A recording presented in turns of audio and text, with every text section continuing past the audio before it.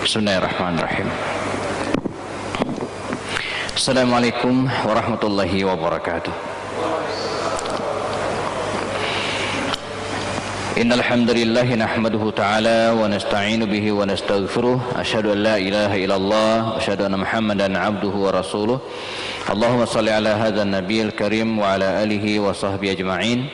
Rabbi shrah li sadri wa yassir li amri wa hlul 'uqdatan min lisani yafqahu qawli. Qala ta'ala fi kitabihil karim.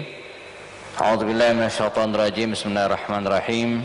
Laqad kana lakum fi Rasulillahi uswatun hasanah liman kana yarjullaha wal yawmal akhir wa dzakarallaha katsira. Hadirin dan jamaah salat Maghrib jelang Isya Masjid Al-Hidayah, perumahan Bukit Cimanggu City dan sekitarnya. Kita bersyukur kepada Allah Subhanahu wa taala pada sore hari ini setelah hujan ya mengguyur daerah kita dan sekitarnya, dan kita berharap ini adalah hujan berkah ya. Sejak beberapa hari lalu sudah lama tidak turun hujan dan kita kembali disirami oleh Allah SWT dengan hujan berkah insyaallah. Dan pada malam hari ini sampai nanti waktu Isya kita akan laksanakan ya agenda rutin kita pada akhir pekan ini ya. Dan pada pekan yang pertama ini kita akan lanjutkan kajian Sirah An-Nabawiyah ya, membahas sejarah hidup Rasul sallallahu alaihi wasallam. Kajian yang dilaksanakan setiap bulan awal pekan Sabtu malam Ahad ini sudah berlangsung cukup lama ya, sebab kita sudah menyelesaikan ya, semester pertama dari kajian ini, yaitu era Makkiyah ya. Jadi kalau jamaah perhatikan di slide kita, inilah perjalanan mapping ya, peta perjalanan hidup Nabi Muhammad SAW ya, yang secara umumnya kita bisa petakan menjadi dua periode, Makkiyah dan Madaniyah. Saya sudah buatkan kurikulumnya. Era Makkiyah itu menghabiskan sekitar 14 kali pertemuan ya, 14 kali pertemuan. Kalau ditotalkan sebenarnya 16 ya. Dua pertemuan itu adalah UTS dan UAS ya. Jadi dalam perkuliahan itu kan 4 bulan efektif, setiap pekan itu 1 kali, setiap bulan 4 kali 4 16. Ini kurikulum yang saya buat.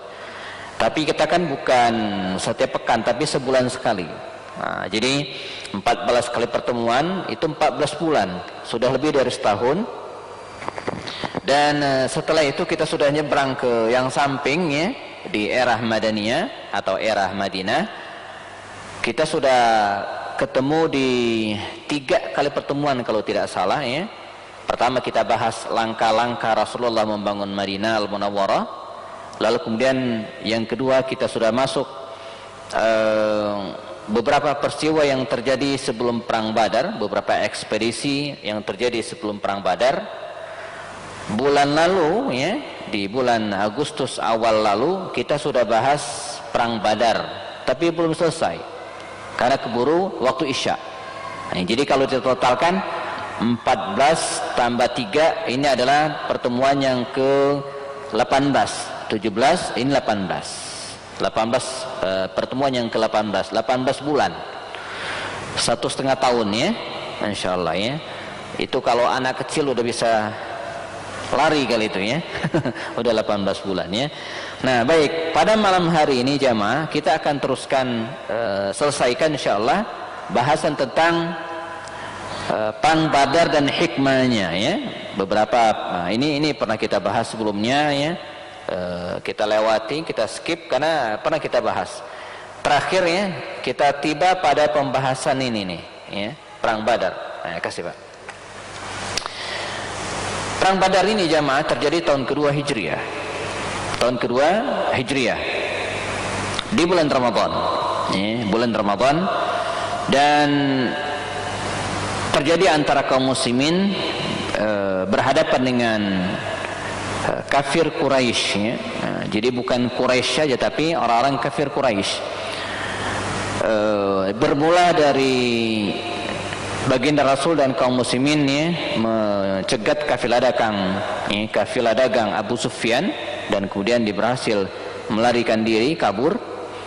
Dan bukan hanya berhasil melarikan diri, tapi juga dia bisa mengirimkan utusan dan memberitahu bahwa kafilah mereka akan dihadang oleh Rasulullah SAW dan para sahabat. Lalu mereka membentuk pasukan yang dipimpin oleh Abu Jahal pada waktu itu, dan terbentuklah sekitar 1.100 pasukan atau tentara. Berangkatlah mereka dari Mekah ya, menuju ke Madinah. Nah, sementara baginda Rasulullah SAW tidak berhasil mencegat kafilah dagang kafir Quraisy ini ya, mereka kemudian stay di Badar, dan mata-mata Rasulullah sudah memberitahu bahwa orang-orang kafir Quraisy akan berhadapan dengan mereka.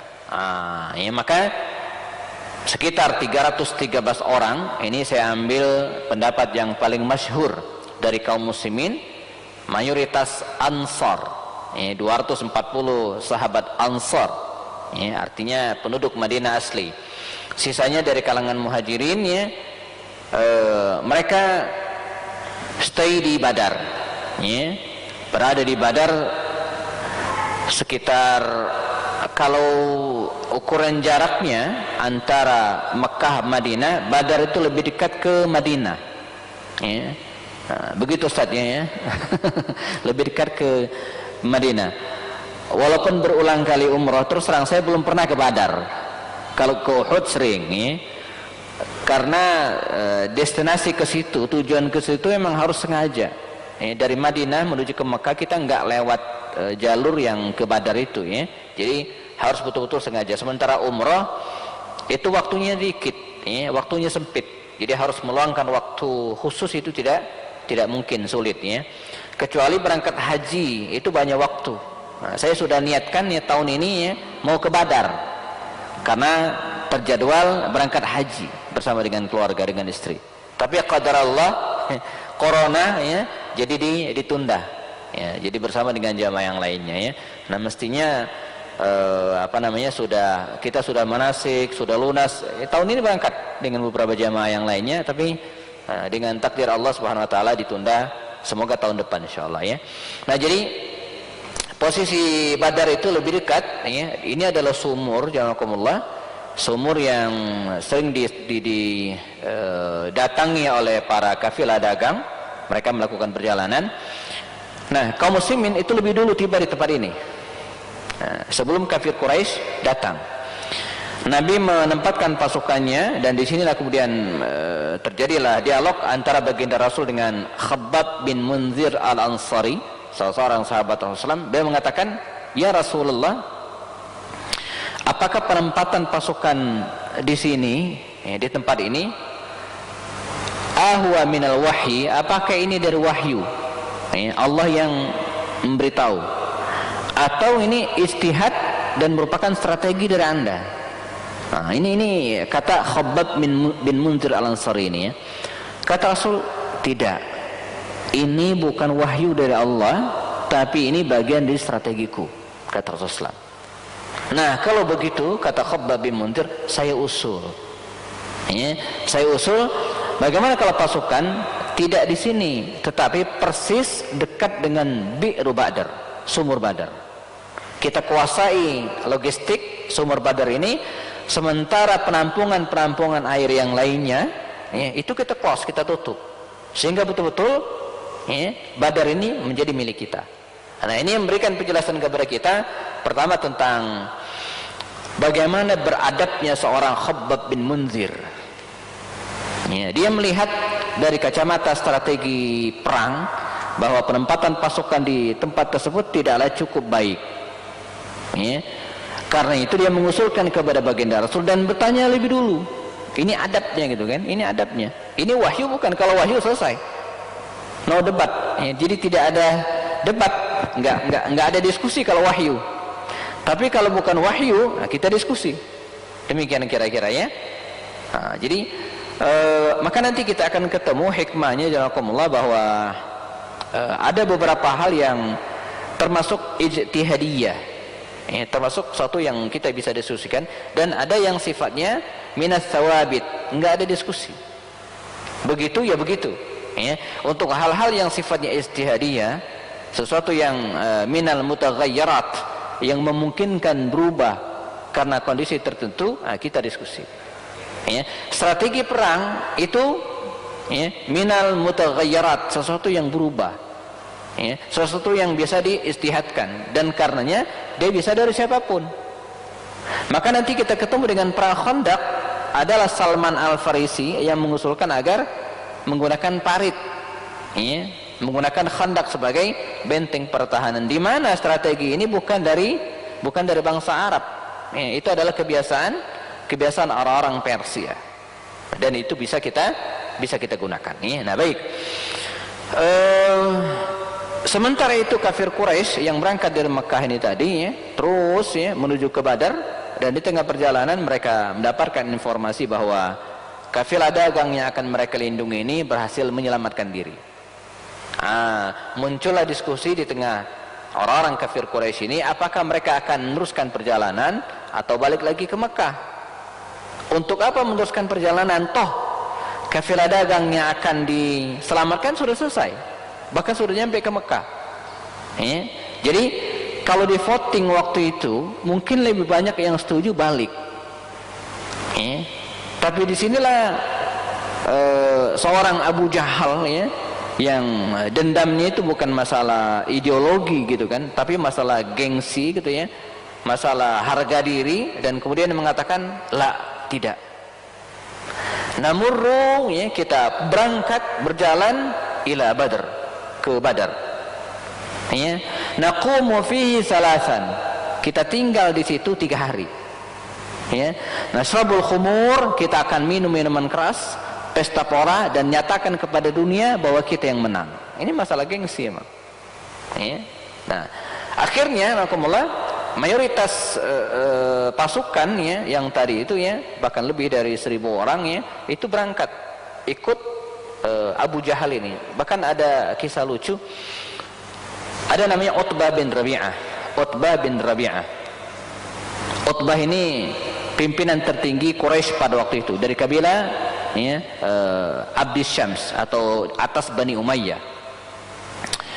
Nah, dia secara pribadi, ya, dia nggak mau teruskan perang, dia pengen balik lagi ke Mekah. Toh urusan udah selesai, motifnya ekonomi, dan ini udah beres. Itu sampai dibilang Abu Jahal ini, ya, ketika dia lewat, wahai para perempuan, katanya, disebut perempuan penakut, panas dia gitu kan, maka dia berangkat lagi. Nah, berangkatlah mereka ini, ya, dan ketemulah mereka di Badar, ya. Ketemulah mereka di Badar, jumlah kaum muslimin 313 orang, dan jumlah pasukan kafir Quraisy itu jumlahnya 1000 orang, ya, sekitar 1000 orang, sekitar 100 itu balik, tidak terus berangkat, ya. Sementara Madinah diserahkan kepada Abu Lubabah bin Abdul Munzir, ya, dan imam tetap di Masjidil Haram, di Masjid Nabawi, ya, diserahkan kepada Abdullah bin Umi Maktum, ya. Ini kita coba ambil beberapa hikmah, ya, dari peristiwa ini sebelum kita teruskan. Pertama, tidak boleh ada kekosongan kepemimpinan di Madinah, dan ini rutin. Setiap kali Nabi meninggalkan Madinah, Nabi selalu mengangkat penggantinya, ya, di Madinah, ya. Nah, makanya ketua DKM Al-Hidayah, ya, kalau luar kota berangkat haji, ya, titipkan ke wakilnya, ya. Mesti ada yang nggak boleh ada kekuasaan, tidak boleh ada kekosongan kepemimpinan. Bahkan dalam hadis Nabi mengatakan, lau kuntum salasatun fi safarin, kalau kalian 3 orang melakukan perjalanan, ya, fal yu'ammiru ahadakum, maka pilihlah satu di antaranya sebagai pemimpin. 3 orang aja harus ada pemimpinnya, ya. Apalagi lebih dari itu, ya. Ya, ketika Nabi wafat, para sahabat langsung memilih Abu Bakar sebagai pemimpin, ya. Kafir Quraisy begitu semangat untuk menyerang kaum muslimin, dan, ya, hal ini nampak dari orasi Abu Jahal. Jadi menggebu luar biasa, ya. Jumlah yang tidak seimbang, ya, tapi ini kemudian membuat kaum muslimin tidak gentar, karena kemenangan itu tidak selalu disebabkan oleh jumlah, ya. Nah, ini yang sampaikan tadi, Medan Badar lebih dekat ke Madinah sekitar 150 sekian kilometer, ya, dan dari Mekah lebih dari itu. Pentingnya syurah, nah ini tadi paling tidak ada 3 syurah dalam perang Badar ini ya. Pertama, maju ke Badar atau tidak. Rasulullah akan berangkat tadi itu dan akhirnya mereka meneruskan ke Badar. Yang kedua, masalah pemilihan tempat ya, dan diambil pendapat Khabbab bin Munzir Al-Ansari. Dan kemudian nanti yang ketiga ya, adalah masalah tawaran perang. Nanti kita akan ceritakan. Jadi ini syurah itu penting ya. Nabi Muhammad SAW walaupun seorang nabiyun ya, seorang nabi, unzila ilaihil wahyu, diturunkan kepadanya wahyu, tapi Nabi senantiasa meminta pendapat kepada para sahabatnya dalam banyak hal ya. Jadi beliau tidak otoriter ya, main hakim sendiri ya, untuk hal-hal yang sifatnya ijtihadiyah, bukan untuk hal-hal yang qat'i, bukan untuk hal yang pasti. Kalau jumlah rakaat sholat, nah itu enggak minta pendapat tuh ya. Atau kemudian misalnya jumlah sholat kita, jumlah Ramadan puasa ya, sebulan atau 2 bulan ya, itu tetap karena sifatnya pastinya. Nabi berkali-kali meminta pendapat para sahabatnya, terutama dari kalangan Ansar ya. Nah, jadi kata Rasul, terutama kalangan Ansar, karena kalangan Ansar ini kan para penolong, bukan yang punya masalah itu bukan Ansar nih, tapi Muhajirin. Maka Nabi melibatkan mereka. Dan Ansar ya, begitu semangat. Nanti kita akan ketemu lagi kisah sahabat Ansar ini dalam perang Uhud bersama baginda Rasul sallallahu alaihi wasallam. Baik.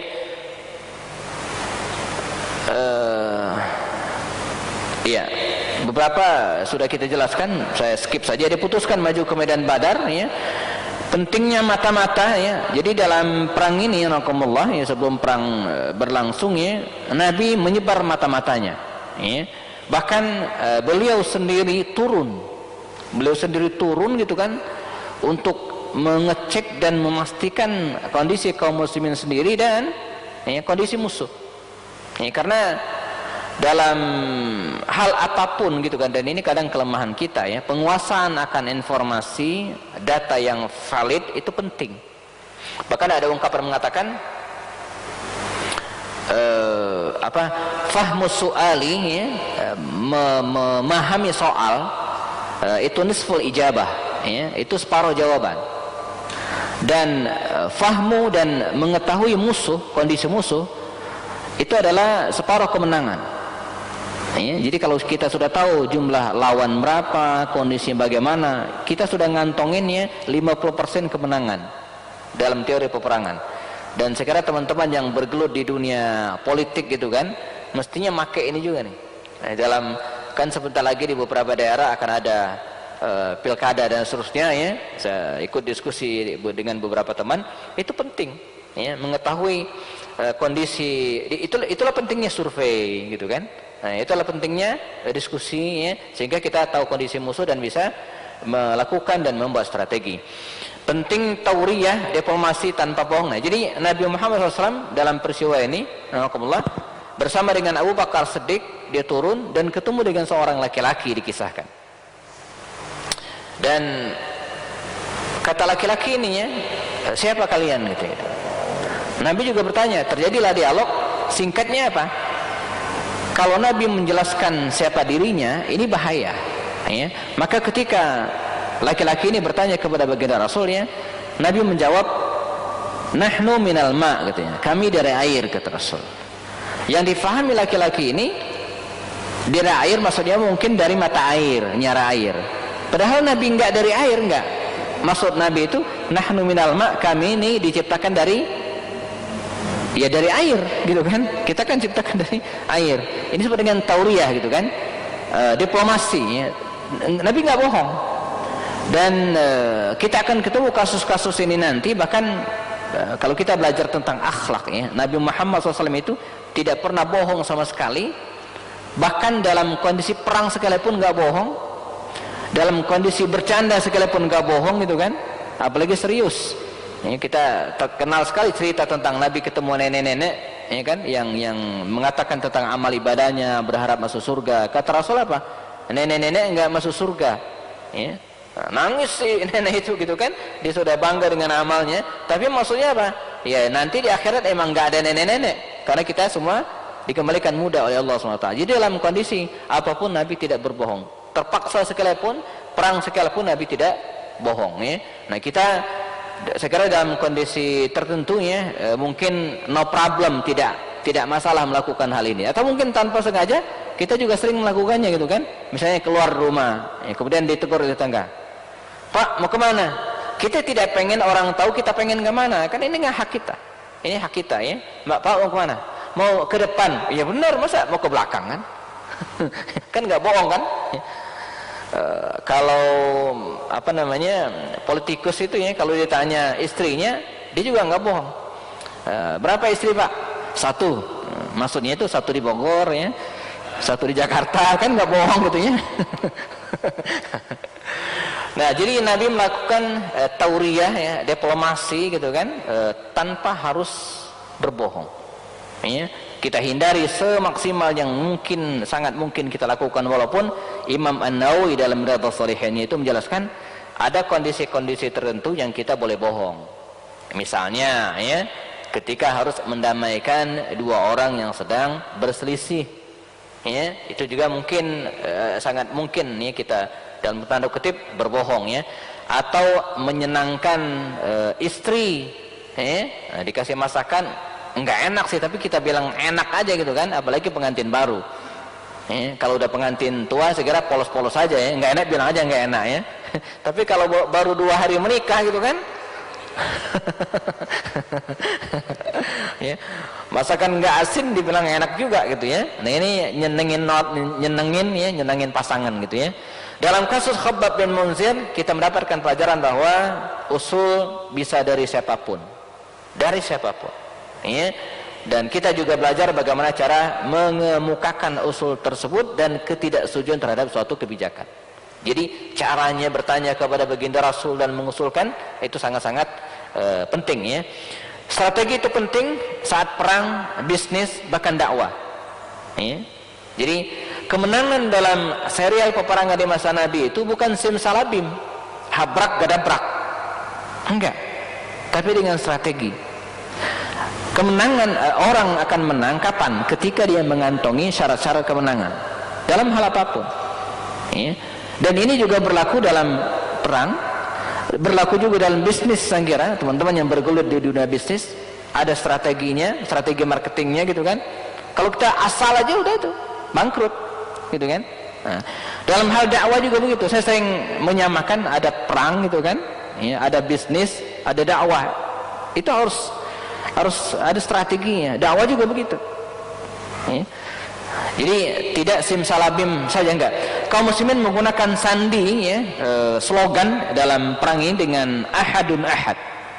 Nah, jadi enggak selalu Allahu Akbar Pak ya, tapi bisa juga ahadun ahad.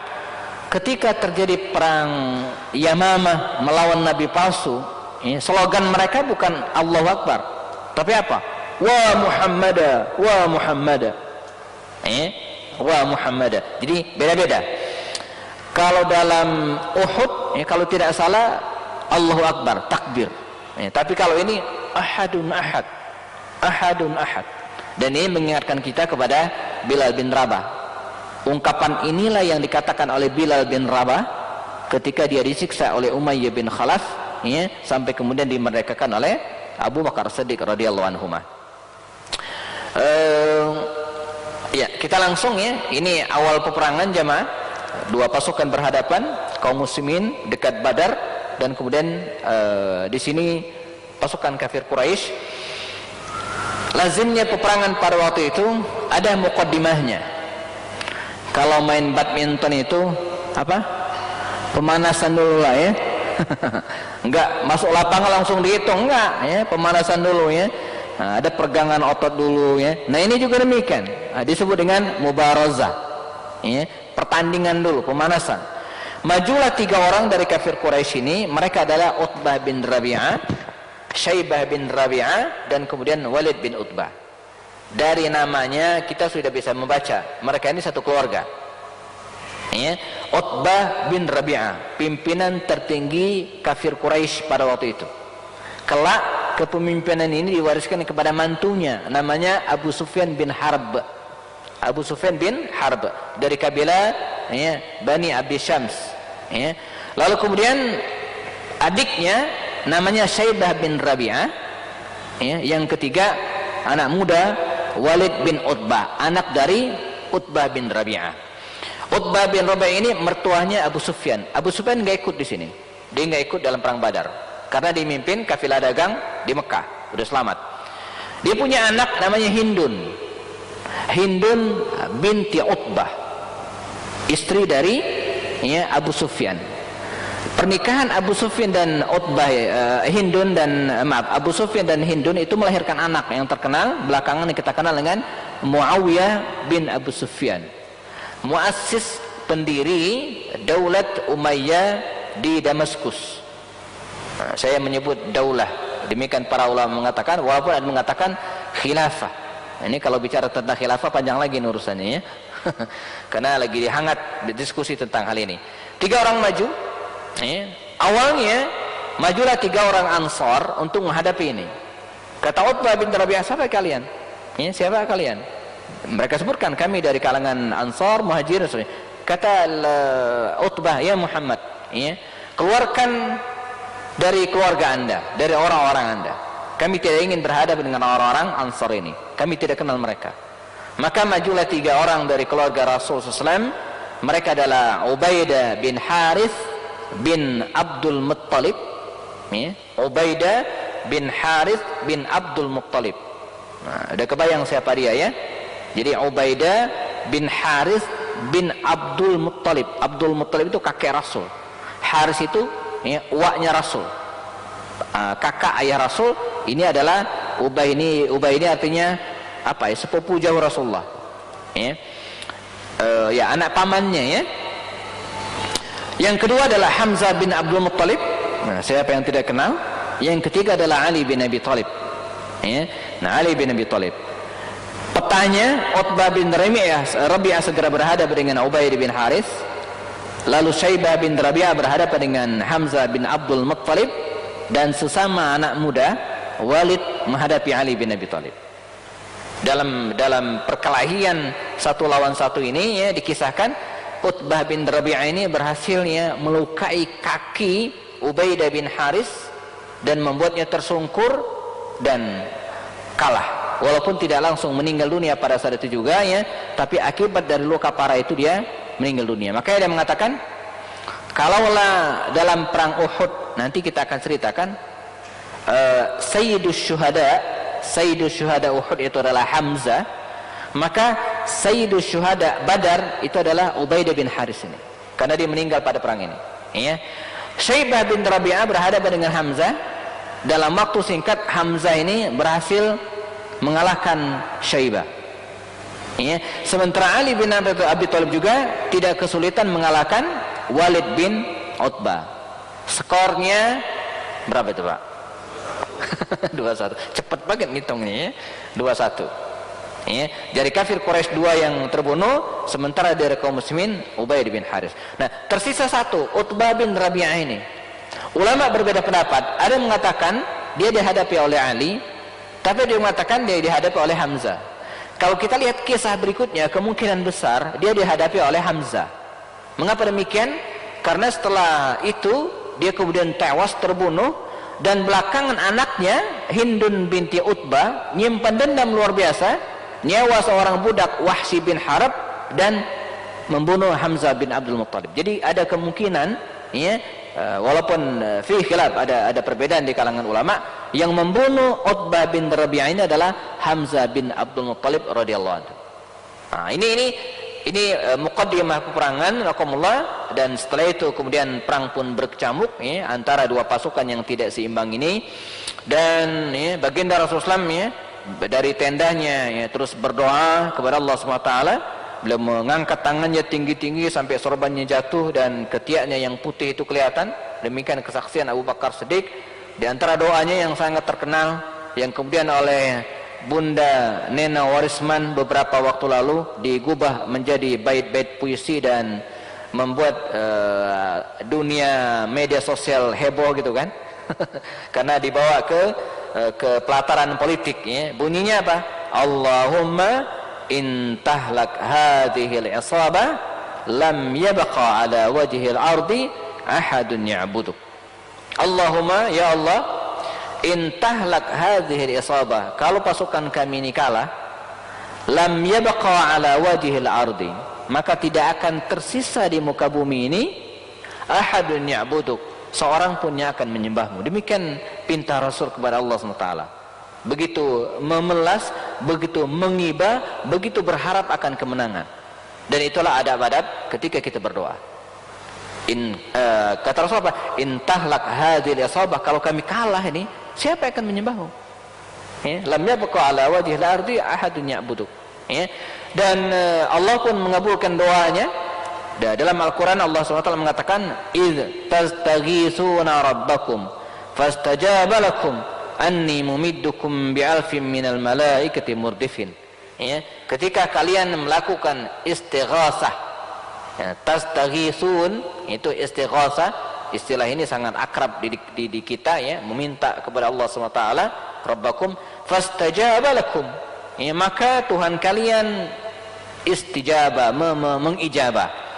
Anni mumiddukum bi'alfin minal malaikati murdifin. Saya, kata Allah SWT, kami mumiddukum bi'alfin minal malaika, menyertakan, mengulurkan bi'alfin minal malaika, 1000 malaikat murdifin, dalam keadaan membonceng, ngikut serta dalam peperangan tersebut. Maka dengan izin Allah SWT, kaum muslimin berhasil mengalahkan musuhnya pada peperangan ini dengan skors, bahwa mereka yang menang. Ada beberapa peristiwa yang mungkin bisa dikisahkan dalam kecamuk perang ini. Pertama, jamaah, tewasnya para tokoh Quraisy. Jadi yang ikut ini para tokoh semua, orang-orang hebat. Abu Jahal, Umayyah bin Khalaf, Utbah bin Rabi'ah, Syaibah bin Rabi'ah, dan yang lainnya. Jadi perang Badar ini menewaskan tokoh-tokoh Quraisy, para senior. Dan ini yang kemudian membuat anak-anak mereka nanti menyimpan dendam kesumat yang luar biasa dan memobilisasi pasukan 3.000 tentara ingin menyerang Madinah. Dan inilah penyebab perang Uhud. Kita akan ceritakan pada pertemuan berikutnya. Kisah terbunuhnya Abu Jahal ini juga menarik. Kalau kita baca sejarah para orang-orang yang zalim, yang punya kekuasaan, saya suka ulang-ulang ceritanya, kematian mereka itu sangat tragis gitu, dan Allah Subhanahu wa taala berisya. Kita selesaikan, mohon maaf, nambah sekitar 5 menitan. Kita cut sampai di sini slide ini, Jadi untuk menghancurkan tokoh-tokoh hebat itu, Allah tidak perlu mengirimkan pasukan yang besar gitu kan, enggak. Coba kita rilis saja Namruz, itu kan luar biasa. Dia mengatakan apa? Ana uhi wa umid. Dia ngaku bisa menghidupkan orang dan mematikan orang. Gimana, gak hebat coba? Kalau kita kan bisanya apa? Mengangkat orang dan memberhentikan. Itu udah hebat. Kalau di perusahaan ada yang bisa mengatakan saya ini bisa mengangkat kamu dan memberhentikan, itu udah hebat banget. Ini enggak. Dia bisa menghidupkan dan mematikan. Tapi bagaimana akhir hayatnya? Dia mati. Mati gimana? Karena telinganya dimasukin serangga. Ada yang bilang laler, ada yang bilang nyamuk, pokoknya serangga deh, atas semut gitu kan. Jadi tentara Allah membunuh Namruz itu cuman seekor serangga, luar biasa. Siapa lagi? Jalut. Jalut itu kan ditakuti oleh Bani Israel waktu itu, sampai mereka meminta kepada Allah agar dikirimkan nabi atau pimpinan untuk mengalahkan Jalut. Tapi faktanya siapa yang bunuh Jalut? Siapa? Tahu? Daud remaja yang awalnya nggak boleh ikut saking masih kecilnya kan. Jadi bukan gede, bukan Dengan apa dia ngebunuhnya? Dengan ketapel gitu ya. Anak saya dibacain cerita itu senang banget ini sampai akhirnya dia minta bikinin ketapel juga gitu untuk bunuh Jalut Enggak. Kenapa? Betetan bahasanya. Iya. Betetan bahasa Palembang gitu Siapa lagi? Firaunnya matinya kan cuma tenggelam Udah, sederhana. Nah, Abu Jahal juga demikian. Abu Jahal ini luar biasa. Dia hebat banget. Sampai dia bilang, kalau Muhammad itu menjanjikan surga, saya juga bisa bikin surga katanya. Iya, kata Muhammad ada sungai mengalir, ada pohon kurma, pohon anggur, saya bisa. Kalau nggak percaya, datangin kebun kurma saya di Taif katanya kan. Nah, di situ ada sungainya, ada buah-buahannya gitu kan. Kalau kata Muhammad SAW katanya nanti di akhirat ada neraka, orang disetrika, disiksa. Saya juga bisa. Dan dia memang bisa menyiksa orang, ya, dan kemudian mengazab orang, mirip dengan yang ada di neraka. Sombongnya luar biasa. Fir'aun hazil ummah, kata Rasul. Inilah Fir'aunnya umat ini. Dan tersohorlah dia di Madinah, kekejaman dan kemudian karakter Abu Jahal ini viral gitu kan, sampai ke Madinah, sampai dua orang anak muda, Mu'adz dan Mu'awidh bin Afra, ya, pada perang Badar tersebut menghampiri, ya, Abdurrahman bin Auf. Waktu itu yang viral itu cuman nama Abu Jahal doang. Orangnya mereka nggak tahu. Dulu kan belum ada WhatsApp, nggak bisa di-share fotonya. Jadi yang viral apa, namanya doang, kejahatannya gitu kan. Orangnya mereka nggak tahu yang mana Abu Jahal. Kata Mu'adz dan Mu'awidh bin Afra ini, kata dia apa? Om katanya. Am.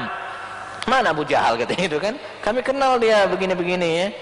Kata Abdurrahman bin Auf, itu orang. Oh, dikejar Pak oleh Mu'adz dan Mu'awidh bin Afra ini, dan ketemu dan kemudian dikeroyok.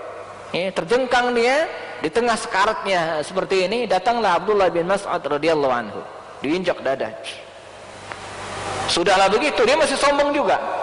Maka benarlah kata Rasul, ya, ini Fir'aunnya umat ini. Jadi Fir'aunnya Musa aja nggak gitu-gitu amat. Ini Fir'aunnya Rasulullah, lebih dahsyat lagi. Ya, kata dia apa? Liman dairatul yaum, siapa yang menang perang hari ini? Kata Abu Jahal di tengah sekaratnya. Kata Abdullah bin Mas'ud yang menginjak dadanya itu apa kata dia? Allahu wa rasuluhu, Allah dan Rasulnya yang menang. Oh, kalau begitu kata dia, buruan penggal leher saya, bawa kepala saya, sampaikan kepada Muhammad bahwa ini musuhnya. Jadi udah mau mati masih sombong. Itu Abu Jahal, Pak. Ya, dan itu yang dilakukan oleh Abdullah bin Mas'ud. Ya, maka Rid mengatakan yang mengalahkannya, ya, Mu'adz dan Mu'awidh. Belakangan dua anak muda ini datang kepada Rasulullah. Ya, mengatakan prestasinya, saya membunuh Abu Jahal. Kata Mu'awidh, enggak, saya yang bunuhnya. Coba lihat pedang kalian, kata Rasul. Ditunjukkan pedangnya, sama-sama berlumuran darah. Oh, kalau begitu kalian mengeroyoknya, kata Rasul. Ya, dia dibunuh oleh dua pemuda, dua anak muda. Ya, bukan orang hebat dan seterusnya. Nah, sisanya ini banyak sekali kisah-kisah yang menarik. Ya. Misalnya tentang pada perang ini juga berhadapan dengan keluarganya, di mana Abu Hudzaifah anaknya berada di pihak kaum muslimin, bapaknya Utbah di pihak kafir Quraisy. Mus'ab bin Umair di pihak kaum muslimin, ya, sementara kakaknya, saudaranya Abu Aziz bin Umair di pihak kafir Quraisy. Kemudian Abu Bakar As-Siddiq di pihak kaum muslimin, anaknya Abdurrahman bin Abu Bakar Siddiq di pihak kafir Quraisy. Ya. Dan Abu Bakar selalu menghindar, tidak ingin ketemu dengan anaknya. Khawatir anaknya membunuh dia atau dia membunuh anaknya. Sementara dia berharap anaknya ini suatu saat selamat dan masuk Islam, dan keinginannya terkabulkan. Suatu saat Abdurrahman bin Abu Bakar ini masuk Islam. Umar bin Khattab beda. Dia berhadapan dengan pamannya As bin Hisham, adik emaknya, adik dari Abu Jahal, Amr bin Hisham. Abu Jahal itu kan Amr bin Hisham. Nah, dia punya adik namanya As bin Hisham. Sementara ibunya Umar ini namanya Hamtamah binti Hisham. Nah, dia omnya dari pihak ibu. Ya, ketemu di medan peperangan, dikejar, dibunuh. Nah, itu bedanya dengan Abu Bakar. Kalau Abu Bakar menghindar, dia enggak, justru dia bunuh gitu kan. Jangan sampai ada orang lain yang membunuhnya. Saya saja gitu kan. Sebab kalau orang lain yang membunuhnya, maka dia akan punya perasaan terhadap teman yang membunuh pamannya nih. Nah, daripada masalah, mendingan dia yang bunuhnya, ya. Bilal bin Rabah, ya, membunuh tuannya Umayyah bin Khalaf. Ini kisahnya panjang dan sangat menarik, ya. Karena Umayyah bin Khalaf ini awalnya sudah menjadi tawanan Abdurrahman bin Auf. Sudah ditawan. Begitu datang Bilal, ini yang nyiksa saya dulu katanya gitu kan. Ini, ya. Kata Abdurrahman, jangan, ini tawanan saya. Enggak, saya enggak mungkin tenang hidup saya kalau dia masih hidup katanya. Maka dicabut pedangnya dan kemudian dia bunuhlah Umayyah bin Khalaf. Ya, Umayyah bin Khalaf dulu yang menyiksa Sayyidina Bilal bin Rabah radhiyallahu anhu. Nah, kisah-kisah yang lainnya jazakumullah bisa kita nikmati dalam buku-buku sirat nabawiyah. Dan karena waktu yang terbatas, kita cukupkan kajian sirah pada hari ini. Pada pekan depan, bulan depan kita akan bahas berbagai hikmah ya. Jadi ada beberapa hikmah yang belum kita tuntaskan. Masih satu kali pertemuan lagi tentang perang Badar ini. Setelah itu nanti kita masuk ke perang Uhud insyaallah. Baik, kita cukupkan, sudah masuk waktu Isya, bersegera melaksanakan sholat berjamaah. Yang wudunya batal silakan berwudu ulang, yang lainnya bersiap-siap insyaallah. Selesaikan dengan kafarat majlis. Subhanakallahumma wa bihamdika asyhadu an la ilaha illa ant astaghfiruka wa atubu ilaik. Assalamualaikum warahmatullahi wabarakatuh.